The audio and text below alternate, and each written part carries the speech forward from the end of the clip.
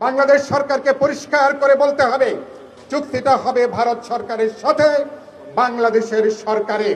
এখন মমতা কার্ডের নামে নতুন কোন কার্ড, নতুন কোন ইস্যুকে কোনোভাবে বাংলাদেশের মানুষ আমরা বরদাস্ত করব না।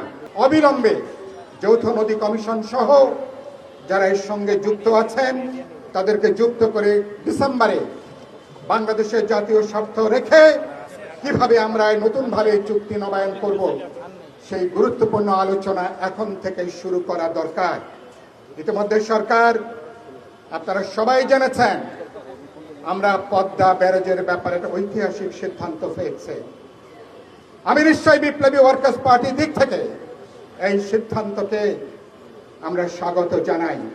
আমাদের 20-25টা অঞ্চলের ওই সমস্ত জেলার, শুধু জেলার কেবলমাত্র নদীর নাব্যতা নন, আমাদের মাটি, পানি, আমাদের কৃষি ভিত্তিক যে সভ্যতা তার সাথে যুক্ত। কেবল আমি উল্লেখ করব, ইতিমধ্যেই বিএনপির এই নীতিগতভাবে সিদ্ধান্ত থেকে নেওয়ার পরে বিভিন্ন গবেষক, পরিবেশবাদীরা অনেকে তারা বলছেন উপযুক্তভাবে পরিবেশ সমীক্ষা এখনো পর্যন্ত শেষ হয় নাই। এর পরিবেশগত সমীক্ষা আমি নিশ্চয়ই দেখতে চাইব। সরকার কার্যকরীভাবে এই চুক্তিটা শুরু করবার আগে যে সমস্ত উদ্বেগগুলো তৈরি হয়েছে, উৎকণ্ঠা তৈরি হয়েছে, পরিবেশগত সমীক্ষা সহ কি কি নেতিবাচক প্রতিক্রিয়া হতে পারে, নিশ্চয়ই এটাকে যথাযোগ্য বিবেচনা, গুরুত্ব এখানে তারা প্রদান করবেন। দুই হচ্ছে তিস্তার অববাহিকার আমাদের পানির যে প্রশ্ন, আমরা পানির একটা সুষ্ঠু ব্যবস্থাপনা চাই। গত 55 বছর ভারতের খেয়াল খুশির উপরে আমাদের দেশটা আজকে চলছে। 54টা নদীর পানি প্রবাহে তারা অন্যায়ভাবে, অন্যায্যভাবে, আন্তর্জাতিক রীতিনীতি লঙ্ঘন করে একতরফাভাবে উজানে তারা পানি প্রত্যাহার করে চলেছে। এটা কোনো সৎ বন্ধুত্বের কোনো নমুনা না, এটা ভ্রাতৃত্বের কোনো নমুনা না। এবং একইভাবে তারা এখন দেখলাম আবার নতুন করে মেঘালয় থেকে শুরু করে ওই অঞ্চলে নতুন করে উজানে আবার তারা বাঁধ তৈরি করবার পায় তারা করছে। আমরা তিস্তার পানির যে উপযুক্ত ব্যবস্থাপনা, সেই ব্যবস্থাপনার একটা মহাপরিকল্পনা সরকার অনেক দূরে এগিয়ে গেছেন।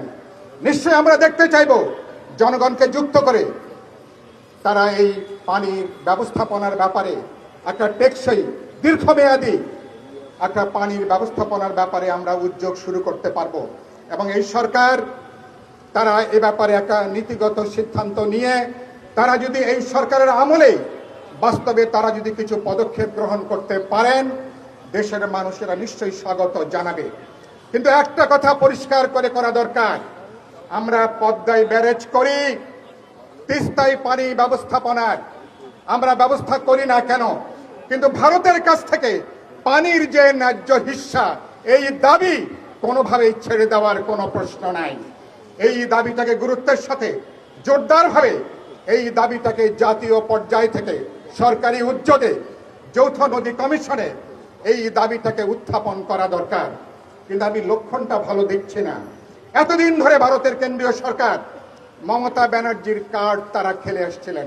যখন আমরা তিস্তার পানির শেয়ার দাবি করি, আমরা তিস্তার চুক্তি করি, বলছেন মমতা ব্যানার্জির জন্য নাকি এই চুক্তি করা যাচ্ছে না।